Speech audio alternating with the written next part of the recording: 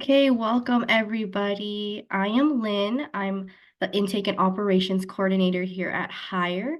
H.I.R.E stands for the Hub for Integration, Reentry, and Employment. We help justice-involved individuals get linked up with resources and employment readiness. Today, we are hosting our Workforce Ready workshop in partnership with BMO Bank, who will be talking about considering home ownership. This workshop is a part of an ongoing Workforce Ready workshop series. Our first upcoming June event will be our Youth and Family Fair on June 20th, and it will take place from 4 p.m. to 7 p.m. in Santa Ana. Our next Workforce Ready workshop is also in partnership with BMO Bank, and it will be on June 26th from 12 p.m. to 1 p.m. And this one will be about mortgages. To stay up to date on all of our workshops and events, you can check out our website, hireoc.org, under the upcoming events tab. And if anyone has any questions today, you can please type it out into the chat and I'll read it out for you.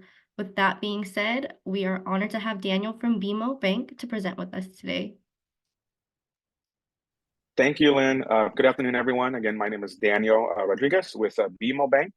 I'm excited to share this workshop with you about considering your home ownership. So let me jump right into it, share my screen. Let me know if you can see it. Yes, we can see it.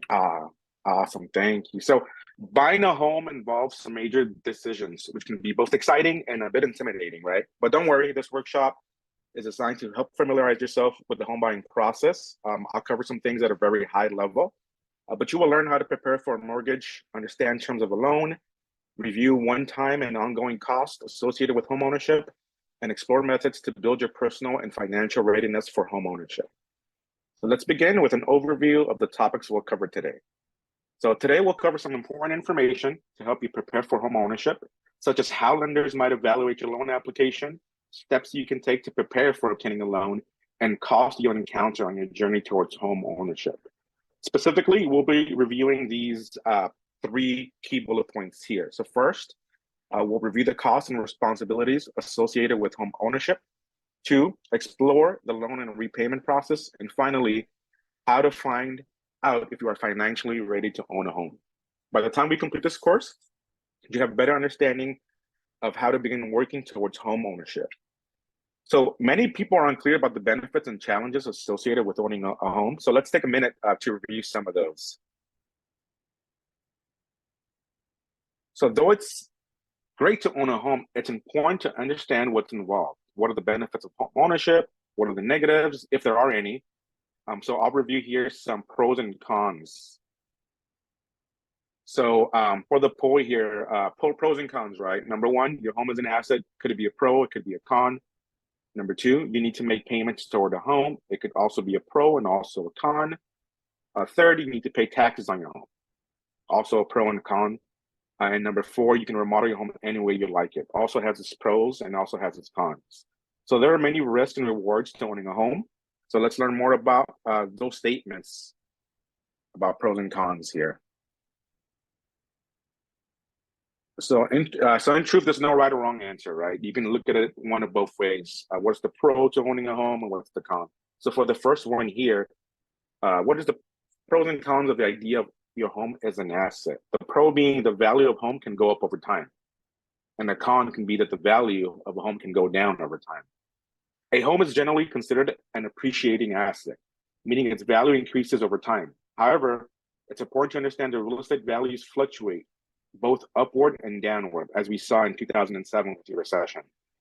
There's no guarantee that you'll eventually sell your home for more than you paid. The long-term value of your home can depend on factors beyond our control. If you have to move for work or other reasons and you're forced to sell when prices are low, then you might end up losing money. It's also not as simple as selling the home for a higher price than you bought it for. If you spend money on repairs, maintenance, renovations, you might not be able to recuperate that money, even if you sell your home at a higher price, because not all renovations actually increase the home value. So if you buy a home strictly because real estate generally increases in value, things may not work out as planned. Viewing home ownership as an investment and a place for yourself and your loved ones is a much healthier outlook. If you get to use the house productively over the years, it might be worthwhile, even if you can't profit from it. So second, what are the pros and cons of the idea that you need to make payments toward a home? Well, the pro, pretty straightforward, right? A portion of every monthly payment goes towards the principal, which is the amount you borrow from the lender, and gets you closer to fully owning a valuable asset. A potential con can be that you need to make a large down payment upfront, monthly payments, and other one-time and ongoing home ownership costs.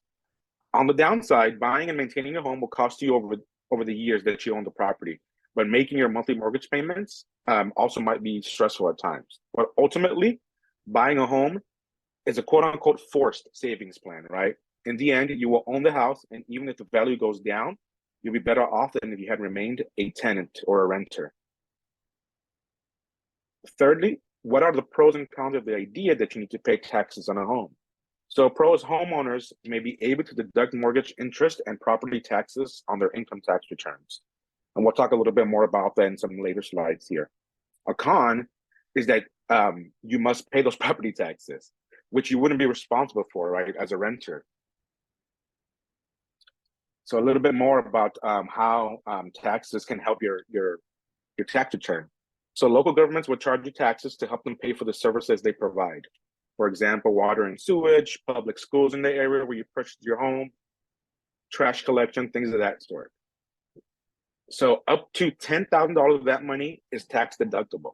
So if the monthly amount you spend on your housing expenses is more than you would have paid in rent, this deduction might help balance the scales. And then finally, what are the pros and cons of the idea that you can remodel your home any way you like? A pro, you can renovate and decorate your home according to your taste. No one's going to tell you what to do there. That's really up to you. One of the cons, though, could be that you are responsible now for all repairs and maintenance costs, right? A lot of us don't experience that as renters because we can just call our maintenance person that can come fix your faucet or anything of that sort. So owning a home means you're your own boss.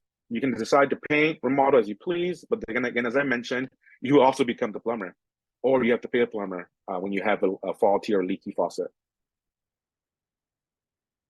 So knowing these pros and cons of home buying gives you a realistic approach towards home ownership. Now let's talk about what you can do to prepare yourself for the process of buying a home. So most people cannot afford to purchase a home without borrowing money. Typically, home buyers will obtain a loan from a bank, a credit union, or a similar type lender to help pay the purchase of the house. This type of loan is called a mortgage. To obtain a mortgage, it is important to understand what lenders look for in a borrower. So we'll review some of the common terms you'll hear as we discuss mortgages and when you eventually apply for a loan. So the first one, income and income history inform a lender whether a borrower will be able to afford to repay a mortgage loan. The third one down the line there, debt to income ratio. Debt to income ratio, also known as DTI, is a percentage that tells lenders how much of a person's monthly income before taxes will go toward their debt payments. Lenders prefer to loan money to people whose expenses are less than 43% of their monthly income. And then we'll discuss DTI in more depth later as well. The fourth bullet point, credit score. A credit score reveals whether a person repays their debts on time. A very good or exceptional credit score indicates that you're likely to make your mortgage payments and are therefore worthy of a loan, assuming you also have the income to pay for it. You may qualify for more favorable loan terms as a result of a good credit score. And then finally, a down payment.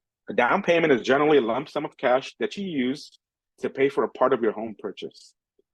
Having enough money for down payment shows lenders that you are committed to the purchase and that you will likely repay a loan. In the bank, we call that how much skin in the game do you have, right? It kind of helps us determine how dedicated you are to purchasing that home. So your ability to save money also shows lenders that you're capable of maintaining a quote unquote safety net in case of an emergency or an unforeseen circumstance. So I want to go over the top 3 reasons why people default on their loans. First of all, family-related changes. For example, a new baby or the sudden responsibility of caring for an older causes expenses to increase, right? Another reason why folks default on loans is an accident that requires medical attention or time off work, causing expenses to increase and possibly income to decrease as well. And then finally, a common reason why folks default on their loans is a change in job status that causes income to decrease.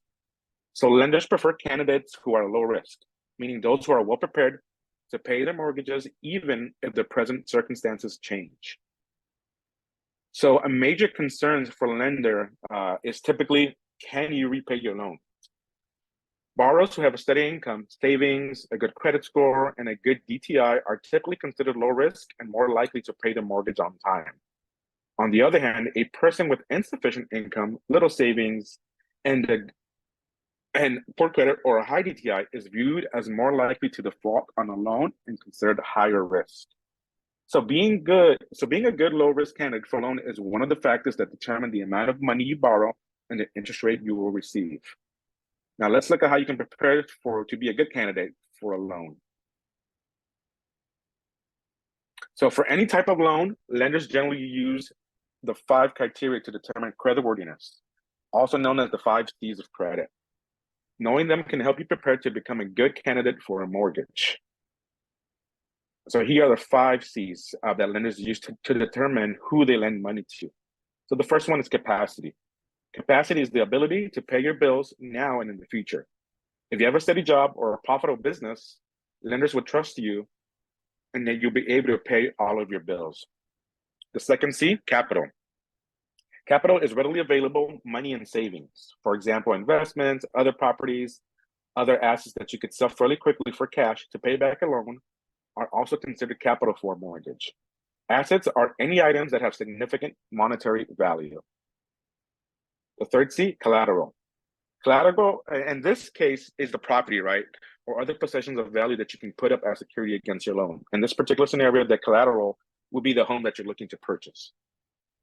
The fourth C, character. Character is your history of delivering on commitments. If you pay your bills on time, you'll be considered a low-risk borrower. And then finally, conditions. Conditions are generally the circumstances of the borrower and the loan, such as the purpose of the loan, factors that might affect your ability to repay, and similar conditions that might impact the loan in general. So just to kind of dig a little bit deeper of what exactly each of these 5 C's means. So capacity is referring to employment history, current pay stubs, or earnings from the business. So this is what a lender will ask for of you. Can you provide us with W-2s for the year? Can you provide us with your tax return so we can look at your cash flow? Some examples of capital include, as I mentioned, right, cash, savings, investments, and valuables. The third one that we'll also look for in general is the collateral piece. So this can include cars, motorcycles, land, other homes, or other valuable items. Again, for a mortgage, though, the home you're borrowing the money for is typically the collateral for that loan. And then when we talk about character, this means that you're establishing a history of making on-time debt and bill payments, and also your credit score shows that character as well. And then finally, again, with conditions, showing you have enough savings for down payment, plus some reserve money or applying for a loan that's well within your means to repay. Another step toward home ownership is having an accurate picture of your current financial situation, and understanding how it relates to the home you will buy. This step has 2 parts. First, we'll take a look at the 2 of the 5 C's. So we'll look at capital and collateral, and then we'll discuss debt to income ratio. So capital refers to the cash, savings, or any asset you own that has significant value for you to purchase your home. To determine your personal capital, list all the items you own and their approximate value. Knowing the value of your possession is important because it can show lenders you have assets with cash value that could be applied to loan payments if your income ever becomes an issue. And secondly, collateral is an asset that the lender uses as a security in exchange for giving you the loan. Hey, Dan. Now that you have the yes. Sorry to cut in. Sophia has a question. She's asking if it is your first time buying a home, does it impact if you are a low or high risk buyer?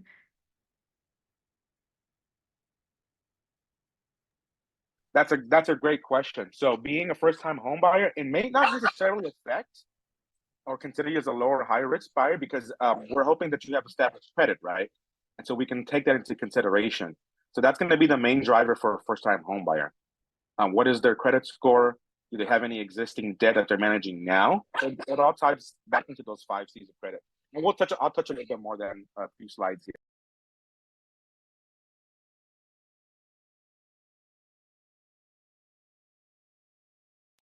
Sorry about that. My dog was barking. My apologies. So now that we have the basic understanding, right, of some of the important terms and how your assets play a role, let's discuss how you can assess if you're ready to buy a home. So in this slide here, we're using spending and savings action plans because this will help better be able to evaluate how you spend and save your money. So these tools will enable you to see areas where you can cut costs, save money for things you really want. Since owning a home involves many upfront costs as well as ongoing costs for maintenance and repairs, it's important to evaluate your current spending to make room in your budget to build a savings reserve for home expenses. So in this example here, let's meet Christina and let's look at part of her spending action plan. So Christina, just a little background, is a single mother with a 10-year-old. She currently works 2 jobs. She created a spending action plan that includes her current expenses and itemizes her recurring expenses. So Christina's spending action plan has 2 sets of expenses, right? Her needs and her wants. So in the needs section, Christina used the itemized sheet to write down necessities she pays for each month and how much they cost. In the want section on the right, Christina wrote down the non-essentials she spent money on this month and how much each item will cost. So you can track these for yourself as well. This is just kind of like a simple worksheet that we're using to track what her total expenses are, and then we'll cover now on a later slide how much you can actually afford.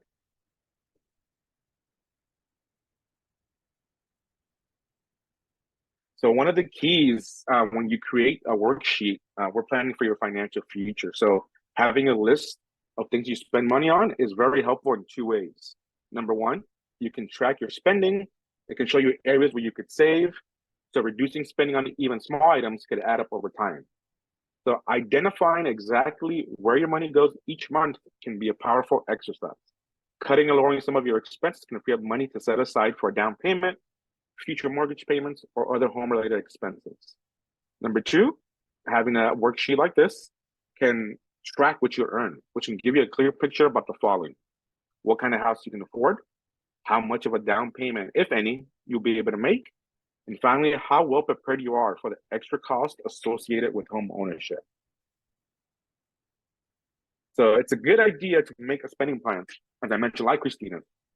Include your family members if possible. If you're looking to purchase your first home with, let's say, a brother or a sister or any family member, include them in this worksheet as well.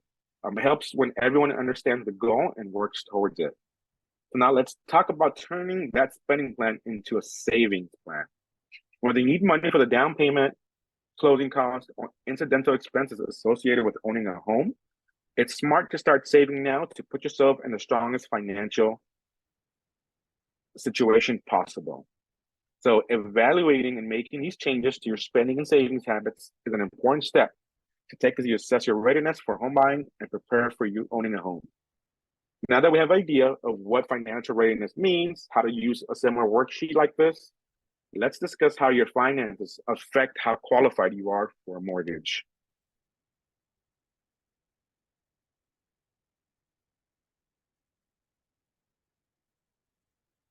So here's the 3rd C, right? The capacity. So the capacity is your present and future ability to meet, sorry, to meet your payment obligations. One of the calculations lenders use to determine your capacity is your debt to income ratio, or as I mentioned, right, your DTI. Lenders use the DTI to predict whether a borrower will be able of making mortgage payments. So the DTI is calculated as follows, as you see there at the bottom, little formula. So what we do is we divide your total monthly debt, including your new mortgage payments, by your total monthly income. And this is done before taxes or any deductions are made. Then we multiply that number by 100. The result will be a percentage, which is your DTI. In general, the lower your DTI, the better your balance between debt and income, and the more likely to get approved for the loan. So let's meet Martha and see what her DTI is. Martha is paying off her student loan, her car loan, while also trying to pay down some credit card debt.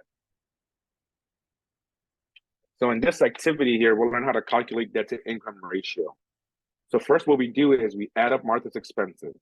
So Martha has monthly debts of $300 for student loan, $400 for a card payment. She's making some minimum credit card payments of $200. And then she can qualify for a mortgage of $800. So we take all that information and we calculate the DTI. So the DTI is going to equal the total monthly debt payments divided by total monthly income. So her gross income is $4,000. So to calculate her debt to income ratio, we divide her total monthly debt expenses, which is $1,700 there, by her total monthly income. The result, after multiplying by 100, is 0.425, which is 42.5%, right? So another way of describing DTI is that her debt is 42.5% of her income of $4,000. Typically, for most lenders, to qualify for a mortgage, your DTI often must be lower than 43%. So borrowers with higher DTI percentages may have trouble making them payments, according to how the way the lenders look at it. So with Martha's DTI being at 42%, she may qualify for a lower interest rate loan. Typically, borrowers with higher DTI percentages may have trouble making their payments, so they may qualify for loans at a higher interest rate. So at this point, Martha is even though she's almost there at that recommended value of under 43%, she still is a good candidate for a loan.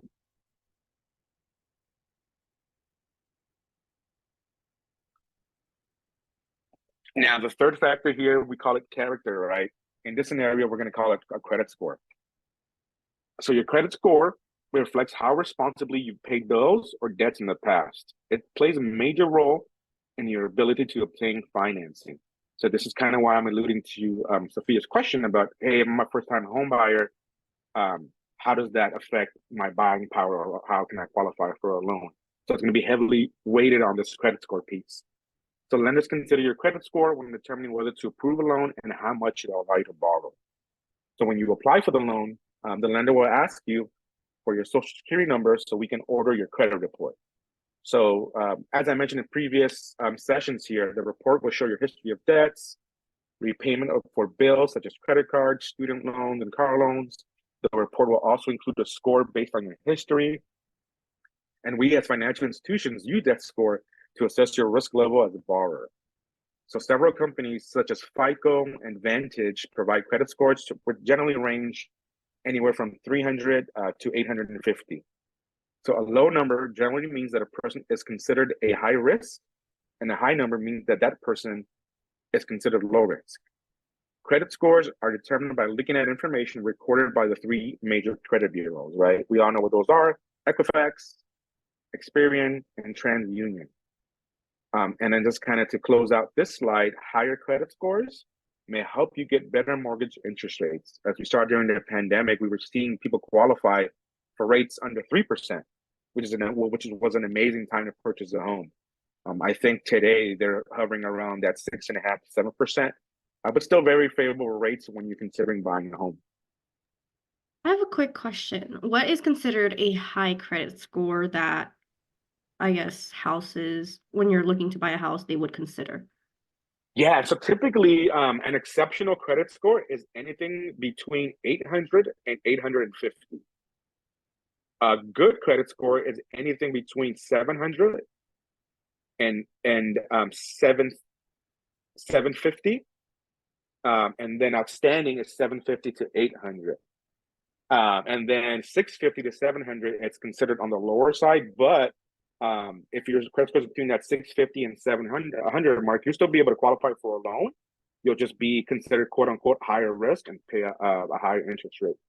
So a good rule of thumb is anything above 700, you'll get better interest rates, but anything above 800, that's when we talk about those interest rates that are way lower and more favorable because you're considered at a lower risk according to the credit scoring model.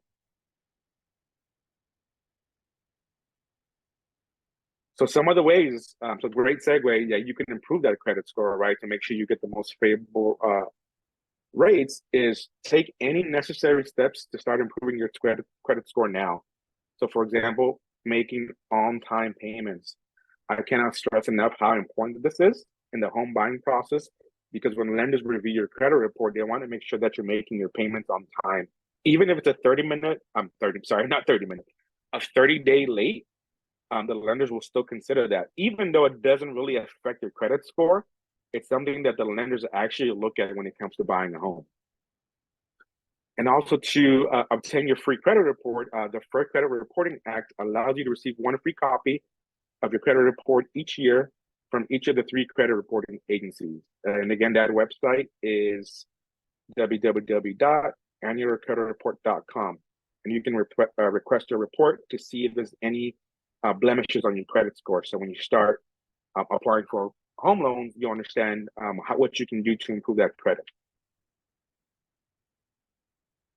Now, here's some additional tips that might help you improve your score as well. Use your available credit wisely. A good rule of thumb is use less than 30% of your available credit every month and do not max out your credit cards. So for example, if you have a credit card with a limit of $1,000 on a monthly basis, try not to exceed 30%, which would be $300 of that credit card. So if you exceed spending over $300 on that credit card, that's really going to affect your credit score because now the lenders see that's like, oh, we're going over that 30% benchmark that we're using to help build your credit. Again, I can't stress one enough, pay your bills on time, pay your bills every month. Late payments will definitely affect your score and lower it. Third tip here, I would say, is review your report. Check your report occasionally. If you see any errors, report them to the credit bureaus. I know there's a lot of free services available now. A lot of the banks offer, your free credit score. We have Credit Karma. There's Experian. Make sure that you're monitoring your credit periodically just to understand what changes are happening and how you can improve those credit scores. Also, a final tip, and it's a huge one, limit credit application.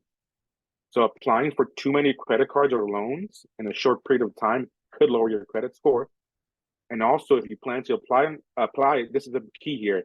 If you plan to apply for a mortgage in the next 6 to 12 months, try to avoid applying for a new credit card.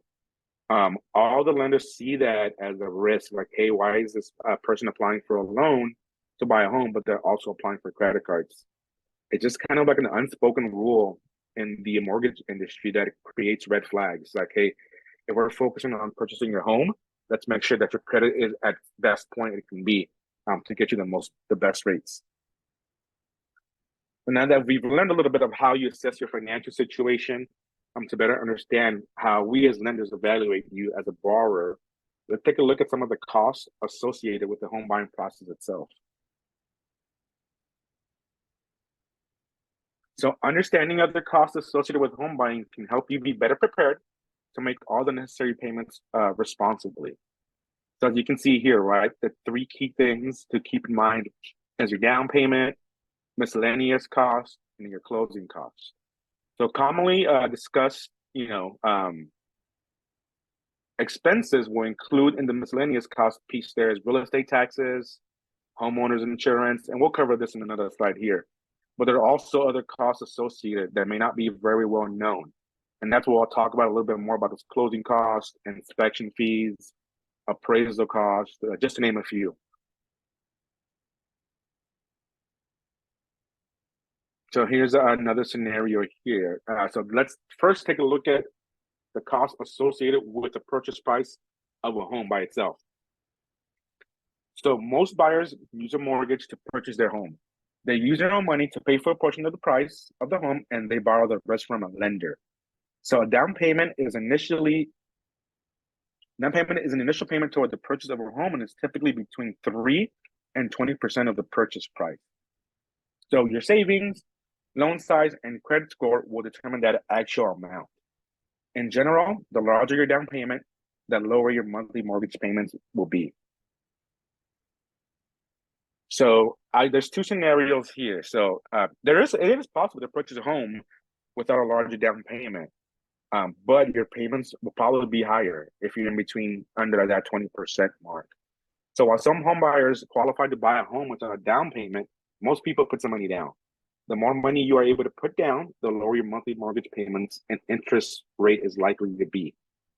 So you may also qualify for low down payment mortgages through government-backed agencies such as the Federal Housing Administration, known as FHA, the U.S. Department of Agriculture, known as USDA, and the Department of Veterans Affairs, the VA. And we'll talk more about those shortly. So in this scenario here, as I mentioned, right, scenario A, Martha does not have any cash saved for down payment, so she will need to borrow the full amount. Interest rate is at 5%, and at the end of the first year, she will have paid $3,900 in interest. Scenario B shows how saving money for a down payment can reduce your cost. So in this case, Martha has saved $20,000 for down payment. So now, if she's buying that home worth $80,000, she only needs to borrow $60,000 from the bank. And since she's putting some money down, her interest rate actually went down 0.5% there. So in this scenario, at the end of the first year, she would have paid $2,700 in interest. So Martha will save $1,200 each year as a result of that. So what does having a down payment indicate to a financial institution? Lower risk, right? Financial institutions tend to recognize buyers with down payments as being better prepared for buying a home and less of a risk. Because buyers with a down payment are investing some of their own money, as I mentioned earlier, skin in the game, there's a less risk that the borrower will stop making their payments. Doing so could lead to the bank taking their home and the borrower losing the money they use for the down payment. Since the risk of a non-payment is lower, lenders are willing to offer lower interest rates. So, in conclusion, the down payment is only one of the costs associated with the home purchase. You also incur other costs before, during, and after the home buying process. So it's not easy to know how much you need to save and when you're preparing to buy a home, but I'll cover some of these other expenses you'll encounter during the home buying process and how to be better prepared once you're ready to buy a house. So when you buy a home, you generally pay all of the costs associated with the transaction. However, depending on the contract or California state law, the seller may end up paying for some of those costs. We've seen where sellers pay your closing costs, and I'll touch a little bit more on that, or they pay some of your transaction costs associated, like an inspection cost and things of that sort. So the first thing you are required to pay for is credit check. So as we discussed, lenders check your credit score.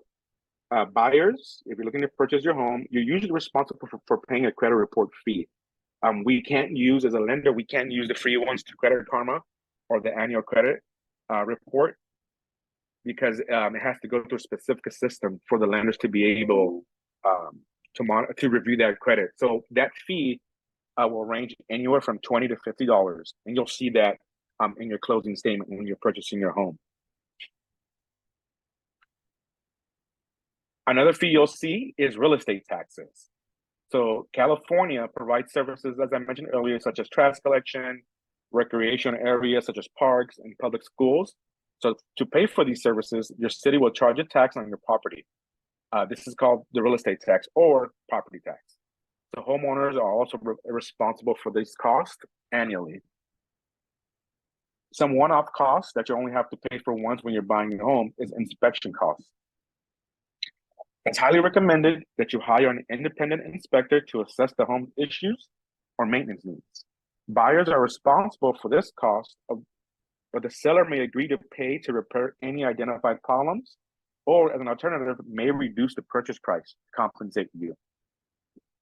So the inspector will provide you a detailed report of all aspects of the home you're looking to purchase. It'll include the quality of the roof, plumbing, if the appliances are in good shape, if they're in the home, if they're going to be staying in the home, the gutters, the AC, the heating system, and so on. Another cost you incur is the repairs cost. So repairs often are noted in the inspection report.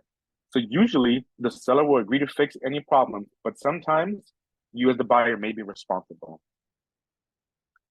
Another one-time cost is appraisal cost. So appraisals are often used and requested by lenders to ensure that the value of the home matches the purchase price.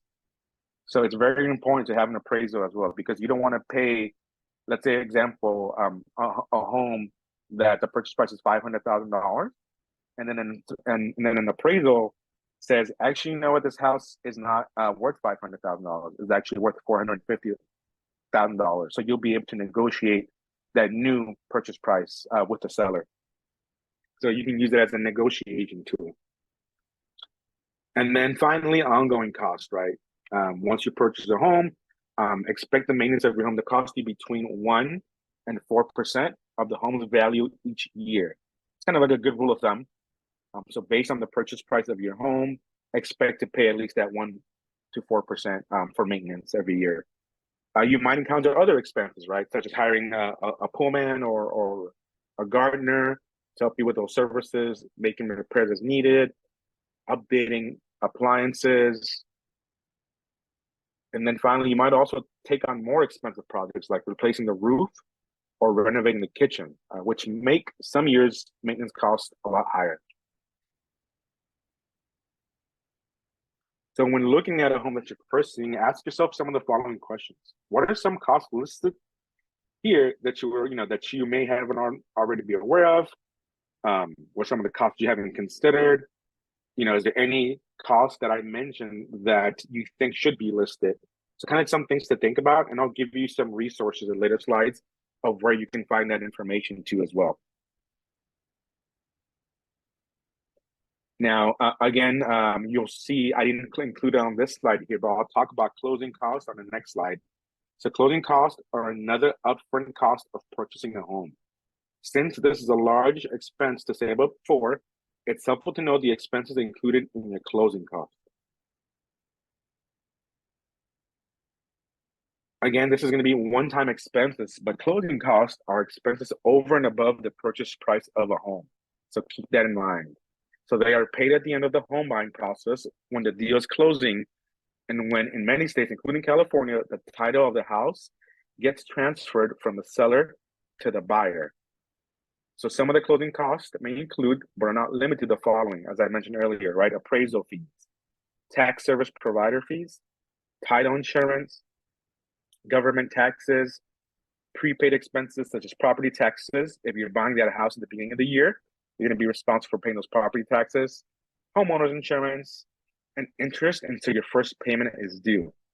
However, again, you might be able to negotiate or bargain with the seller to pay some of these closing costs for you. People commonly estimate that closing costs are between 2% and 5% of the purchase price of a home.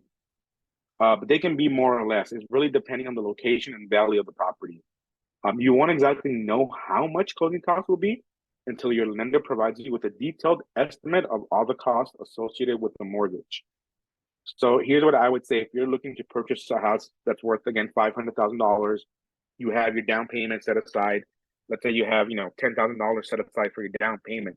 Keep in mind that you're also going to need some additional funding to cover those closing costs. So separate from that $10,000 for down payment, you have to consider also saving some additional 2% to 5% to be able to cover those closing costs. In an instance where the seller is not willing to pay those closing costs. Fingers crossed, usually sellers pay the closing costs on your behalf, just as goodwill for you to be able to get into that home. So as I mentioned here, there is some other expenses like homeowners insurance. So we'll look at some insurance costs that you might need to account for as well. So some mortgage options allow you to make down payments of less than 20% of the home's price. So when you put down less than 20%, you would generally have to purchase private mortgage insurance. So this requirement varies by lenders, but let's cover the basics here real quick. So what is it, right? So private mortgage insurance is buyer purchases the private mortgage insurance to ensure that the lender will recoup the balance of the mortgage in the event that the buyer defaults on the mortgage. So the cost you pay for PMI, in short, varies depending on the size of the down payment and the size of the loan. Again, just to reemphasize, the PMI protects the lender, not you, if you stop making your payments on the loan. So I guess my question would be, why would a lender require mortgage insurance? The easy answer here is because it reduces the lender's risk, and then PMI enables buyers to qualify for a loan that they may not qualify for otherwise. So the cost of insurance would be added to your monthly mortgage payment. So PMI costs usually are about $30 to $70 per month for each $100,000 you borrow. The good news, so there's some light at the end of the tunnel here, is that once you have 20% equity in your home, meaning you owe less than 80% of the home's value, you may be able to cancel PMI and reduce your monthly payment. So I'll use a quick example here. So let's say you're buying a home for $100,000 and you're only putting down $5,000. Since you are borrowing $95,000, this means that the value of the home is at 95%. So you are over that threshold of 80%, right? And you'll need PMI insurance. Now, as we saw in the market the last few years, if real estate values in your neighborhood where you purchase your home increase, and that same property is now worth 150,000, even if you still the full 95,000, you can eliminate the PMI insurance because you now owe less than 80% of the home's value. Does that make sense? So now the mortgage insurance discussed so far is associated with conventional loans that you may receive from a bank or a credit union. But there are other types of loans available. So we'll take a look at some of them here. So typically when we think about a mortgage, we imagine a conventional loan that we can get from a financial institution, right? Such as a bank or a credit union. But there are other types of loans as well. So we'll take a look at some of them and then also the differences between these types of loans. So for conventional loans, right, these are typically offered by banks like BMO, credit unions, or mortgage companies. Requirements may vary depending on the lender and your credit worthiness, including, again, your credit score and your debt to income ratio. But government-backed loans are loans that are guaranteed by the government agencies for buyers who may not have a good credit history or enough money for a down payment. Some examples include the Federal Housing Administration. The FHA helps insure loans through private lenders to borrowers who have low credit scores or limited funds for a down payment. So that's why we hear that term FHA, right? Does your bank offer FHA loans, which means that the borrower can put as little as 3% down in order for them to qualify to purchase their home using the FHA program. Some other programs, Department of Veterans Affairs, the VA loans, right? So for eligible veterans, service members, surviving spouses, the VA can guarantee a portion of the loan for a private lender. So if you're one of those eligible veterans, we've seen mortgages get approved with 0% down, just because they're an eligible veteran or a service member. And then finally, there's the U.S. Department of Agriculture Rural Development Services loan. This is for those looking to buy a home in a rural area. The USDA offers several types of loan assistance for direct loans and guarantee a loan through their programs. The USDA assistance programs typically are targeted to low and moderate income individuals. Although government bank loans help people who otherwise couldn't be able to buy a home, there is a limit to the amount of money that can be borrowed. And insurance rates on some of these loans, such as those offered by the FHA, USDA, or VA, tend to be a little higher. So just keep that in mind. And obviously be sure to research the mortgage insurance that is associated with your specific type of loan. Now that you've gained some knowledge about the home buying process, let's address a question that most of us are probably had at the beginning of this workshop, right? What price can I afford? Like, what's the price range? So, although lenders ultimately will determine the loan amount you'll qualify for, you can kind of still get an idea of your affordability range.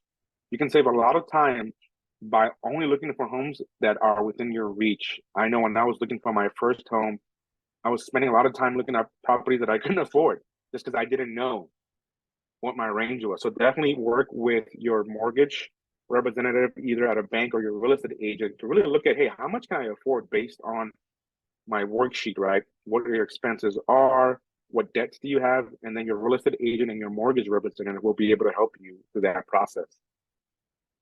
Typically, they will tell you if you're looking for a home, make sure that you're only looking for a home that's 2 to 3 times your income. So, for example, you will take your salary for the whole year and you would multiply that by either 2 or 3 times. So, in this case, if I was making $50,000 a year,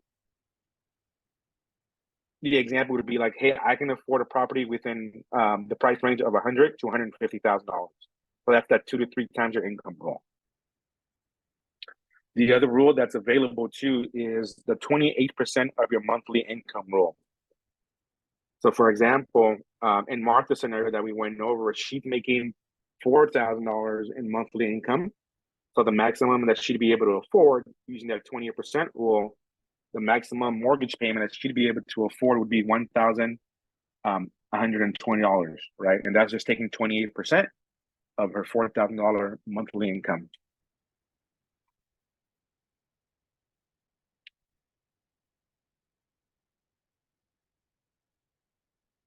All right, and then as I mentioned, these are some of the free resources available to talk a little bit more about what we can do to support you.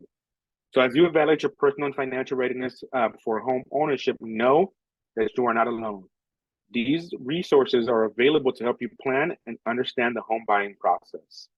So in addition to working with a mortgage banker at any bank, there are laws and organizations that protect consumers who are buying a home. So use these government resources, such as the ones here on the screen, um, and the U.S. Department of Housing and Urban Development to access tools and information on the latest policies. They also offer step-by-step procedures for all aspects of the home buying process. And they also kind of walk you through, hey, what is a good method for shopping for a home and how do I close the deal, right? So these are all free resources available of understanding the home ownership process. If you still feel confused or uncertain, you can definitely contact one of these government agencies and they can walk you through the process. They actually have a few email addresses if you visit those websites, and they can provide you additional information and resources at some of their business hubs that they typically have at different colleges, universities that help you know the process from A to Z.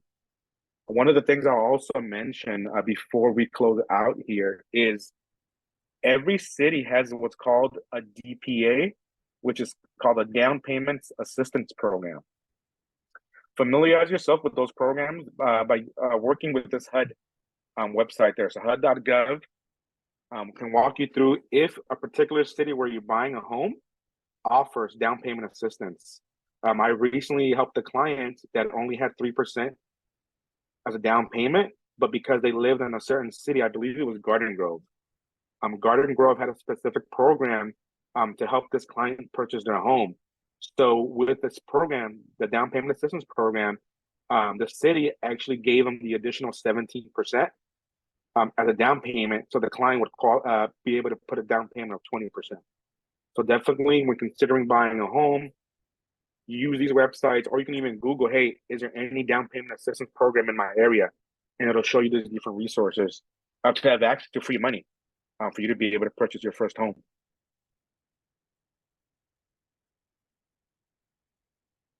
And then with that, I'll say, we've learned some factors here, like home. One of the main things is home prices, right? Typically, those are things that are beyond our control, as far as like when a house will be valued higher, lower. And then, we learned about some other factors that help you prepare for home ownership that you can control. So many aspects of buying a home are interconnected. Generally, the better your credit score, the better your interest rate. The larger the down payment you make, the fewer costs you may incur. Home ownership will be within your reach if you do the necessary prep work needed to. So again, I'll emphasize the last three things here. Save for upfront costs, maintain a satisfactory credit report, and understand your financial situation. So use each section in this workshop to help you guide you through that process. From listing your spending and savings, to finding out your credit score, to calculating your debt to income ratio, to understanding mortgage insurance and home ownership costs. And ultimately, you'll be able to check off all the boxes in assessing your home buyer readiness and get you on your way to purchasing your dream home. In closing, I'll say, hey, deciding to buy your first home is a big step, but it doesn't need to be intimidating. Knowing the right questions to ask and the steps to take to get started will help you make the best decision for you. And with that, thank you so much for your time. If there's any questions, Thank you, Daniel, for the wonderful presentation. And thank you, everyone, for coming. If anyone else has any questions, you can type them out in the chat. And if not, have a great rest of your day.